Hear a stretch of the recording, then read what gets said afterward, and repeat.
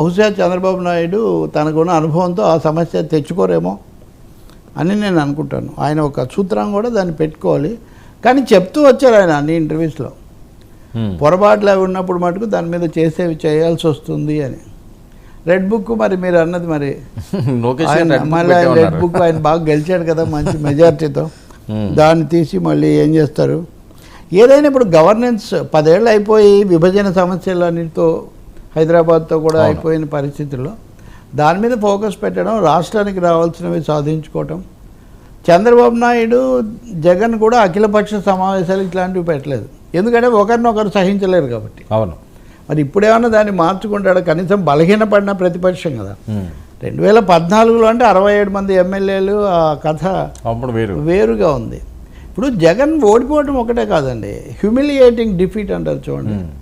ఇప్పుడు రాజశేఖర రెడ్డి 1999లో వస్తాడంటే రాలేదు, కానీ 100 మంది సభ్యులతో ఆయన సమాంతర ముఖ్యమంత్రిలాగా.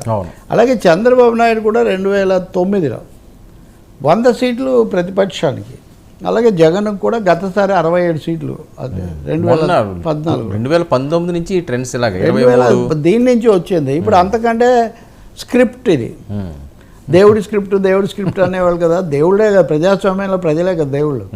సో ఓటర్ స్క్రిప్ట్ ఎలా ఉంటుందంటే ఇలా ఉంటుంది అనేది ఇక్కడ ఒక పెద్ద గుణపాఠం. అని దీని నుంచి ఎంత తొందరగా అవుతారు, తొందరగా వీటిని దిద్దుకుంటారు అనేది మనం చూడాల్సి. జగన్మోహన్ రెడ్డికి ఈ గుణపాఠాన్ని ఏ రకంగా అతను తీసి మళ్ళీ ప్రధాన ప్రతిపక్షంగా ఏ గొడవలు లేకుండా ప్రశాంతంగా 29 కన్నా వెళ్ళే పరిస్థితి ఉంటుందంటారా? 5 ఏళ్ళు ప్రజల్లో ఉండరా, పనిచేయరా? మీరు అధికారం కోల్పోతారా? ఇప్పుడు ప్రజల్లో ఉండకపోవడం అండి. ఇప్పుడు కేసీఆర్కైనా జగన్కైనా ప్రధానంగా పబ్లిక్ కనెక్ట్, పీపుల్స్ కనెక్ట్ లేకపోవడం.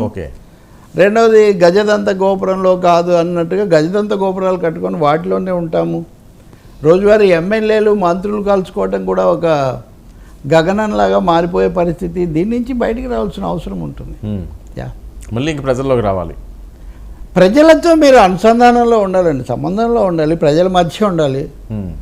అంతేకాని ప్రజలకు దూరమై, ప్రజలకి ఎందుకు నాయకులకే దూరమై, కేవలం నాకు ఒకసారి ఇంటర్వ్యూ ఇవ్వలేదు కాబట్టి నేను వేరే పార్టీలోకి వెళ్ళి చేరుతున్నానని చెప్పిన మాజీ మంత్రులు కూడా ఉన్నారు కదా. ఆ పరిస్థితి ఎందుకు తెచ్చుకొని ఉండాలి?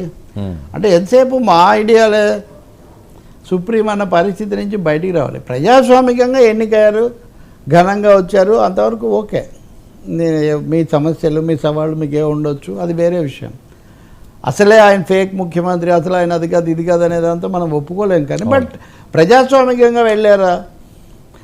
ఉద్యోగులను ఎందుకు దూరం చేసుకున్నారు? ఉద్యోగులు వాళ్ళు ఏమన్నా ఇదా? ఉద్యోగులు వాళ్ళు శ్రమ మీరు పేదలు కదా, వాళ్ళు మధ్యతరగతి వాళ్ళు కాదు. ఉద్యోగుల్లో ఎక్కువ మంది మధ్యతరగతి వాళ్ళే కదా. మొన్న ఎవరో ఒక టీచర్ అమ్మ కనపడింది నాకు, మా ఆవిడ రిటైర్డ్ టీచర్ కదా, ఆమె చెప్తుంది అసలు రోజంతా ఎంత ఇది. ఆయన దగ్గర ఒక ఆఫీసర్ ఉంటాడు, ఆయన దగ్గర సీఎంఓలో. ఆయన వెళ్ళి టీచర్లు అంటే జీతాలు వాళ్ళు పనిచేయరు, ఇట్లా తీసుకుంటారు ఈ పద్ధతిలో. ఉద్యోగుల్లో వాళ్ళకు ఇవ్వాల్సిన పిఆర్సీలు లేకపోతే బకాయిలు ఎంత ఆలస్యమైంది అంటే అదేమి బాధ్యత కదా ప్రభుత్వానికి. ఇవన్నీ తెలిసి చేసిన తప్పులు. కాన్సెప్ట్ ఏంటి? అన్ని డబ్బులు ఈ పథకాలకు ఇవ్వాలి.